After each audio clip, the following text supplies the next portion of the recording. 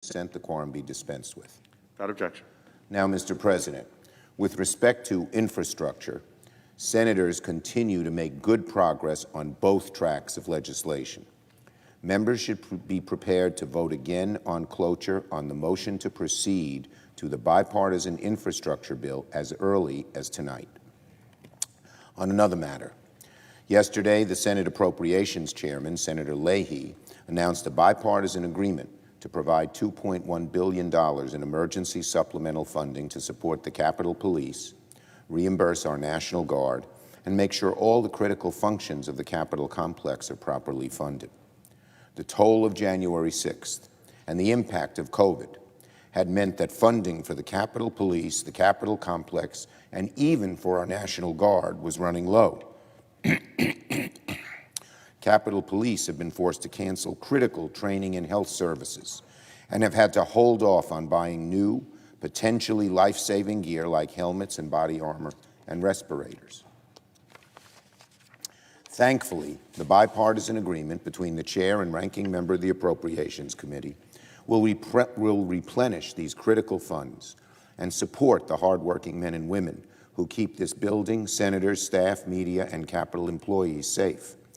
I was pleased to hear the Republican leaders support this supplemental appropriations bill this morning, and I look forward to working with our Republican colleagues to swiftly passing this legislation through the Senate. And I must give accolades to the Rules Committee, led by Senators Klobuchar and Blunt. Their hearings and focus on this issue, the safety of the Capitol, has helped pave the way for the agreement, and we thank them for their continued diligence.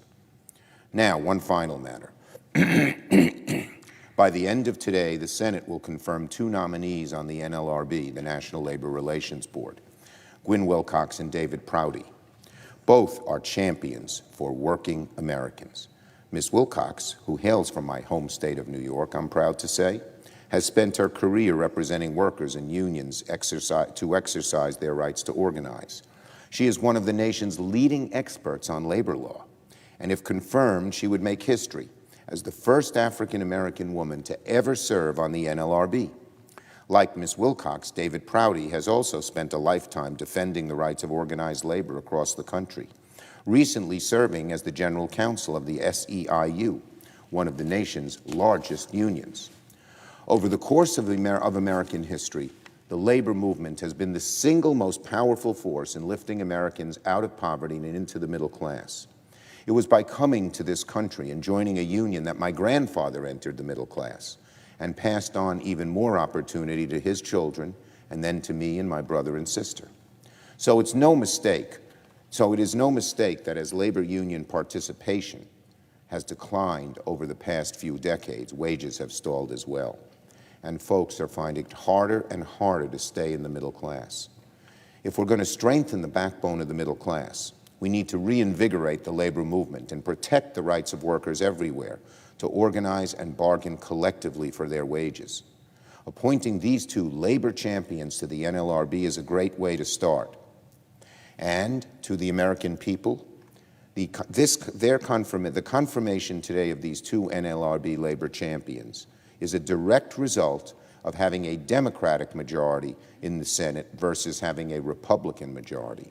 Under Leader McConnell and the Republicans, the NLRB, which is typically divided between 2 parties, had only Republican appointees for the first time in its 85-year history.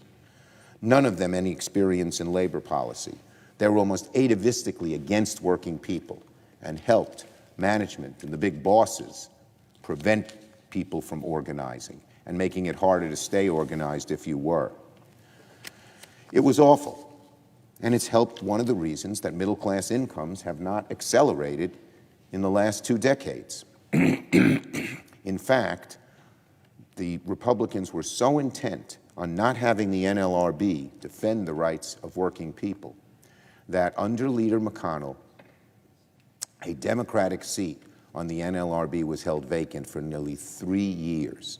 If the American people want to know which side each party is on, just look at the NLRB. Democrats appointing pro-labor people who fight for higher salaries, higher pensions, higher health benefits. Republicans making sure the NLRB doesn't function and allowing the big bosses to take a dominant role in negotiations with their workers. Even during the years when President Trump was in the White House and Republicans had a majority on the NLRB, Leader McConnell blocked Democrats from appointing a minority member to the board. They didn't even want minority member on the board, even though they would have the majority, the Republicans. It's not a stretch to say, if Democrats had not taken the majority in January, these important posts to the NLRB might never have been filled. So look, Senate Democrats are working with the Biden administration to make sure the National Labor Relations Board does what it's intended to do. Stand up for working Americans, make sure they have a much better chance of getting better wages, better benefits, better pensions. I look forward to confirming these two outstanding nominees later today. Yield the floor and note the absence of quorum. Clerk will call the roll. Ms. Baldwin.